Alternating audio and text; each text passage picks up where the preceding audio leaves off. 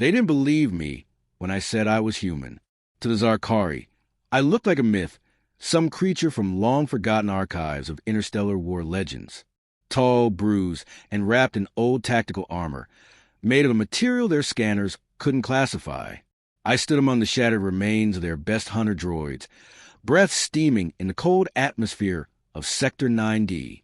My voice crackled through the translator module. You were expecting something worse? The commander, a spindly, four-eyed creature with crystalline skin, looked me up and down, his mandibles twitching. His name was Narration, and he had conquered 14 worlds without ever setting foot on one. He preferred to wage war from orbit, trusting algorithms and mercenary algorithms to handle the dirty work. But Earth wasn't a dirty job. It was a mistake. Back when the United Planetary Accord still held, humanity had kept to its little blue marble. Sure, we joined the Council, traded some tech, shared some entertainment streams. The galaxy mocked our stubbornness. They thought our obsession with independence and outdated weapons was a charming flaw. When Earth's ambassador demanded stronger planetary defense rights, the Galactic Council laughed. When we left the Accord, they shrugged. Then our colonies went dark.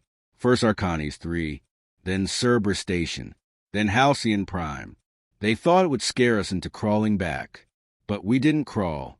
Narration and his armada landed on Ganymede Station with the casual cruelty of a victor. He came in person, parading in a gold-trimmed exosuit, speaking to the remaining Earthborns like a teacher disciplining toddlers.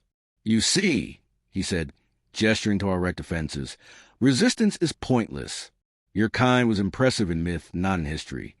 I raised a hand from the shadows. Permission to speak, Commander? He scoffed. You've lost. I know, I said. That's the problem. Then I laughed, really laughed, from my gut, not forced, not nervous. It was honest, amused laughter at the absurdity of what was about to unfold. That's when they started to panic. The Zarkari weren't used to unpredictability. Their war models were based on probability, not emotion. Fear wasn't a stat they calculated. So when I laughed, when the last surviving human soldier on Ganymede broke into hysterics, they ran simulations. None predicted victory. That laugh meant something.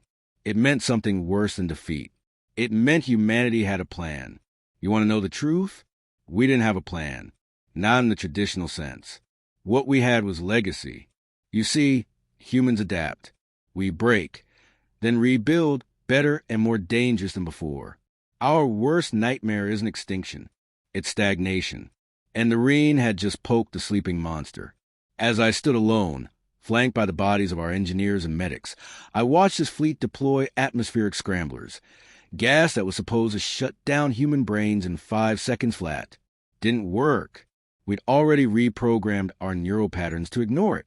Every dead human on that station, a decoy, a biological trick to buy me time. I pressed the trigger on my wrist. From orbit, the Zarkari motherships would have seen the explosion as a mere hiccup in the planet's crust.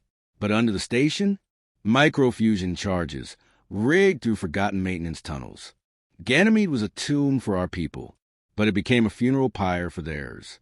Narration survived, burned, crippled, screaming in a language no translator could handle. I dragged him from the rubble. Still think we're legends? He stared at me with one remaining eye, terror blooming in his mind. You'll never win. The galaxy will unite to stop you. I dropped him. Good. Let them come. They always underestimated our worst trait, resilience. We don't fight clean. We don't fight fair. We fight to win. We wage psychological warfare with memes and irony. We turn trauma into humor and tragedy into legend. You wipe out 100 of us, we write songs about it. Then we train 1,000 more, sharper, smarter, and angrier than the ones you lost. You call us the virus of stars. You're wrong. We're the antibody. You are the disease. And now you're panicking. This message is being transmitted to every Zarkari command station via hijacked comm channels. Yes, I'm still alive. No, I'm not alone. The rest of us, we've been laughing for hours. Welcome to the human retaliation.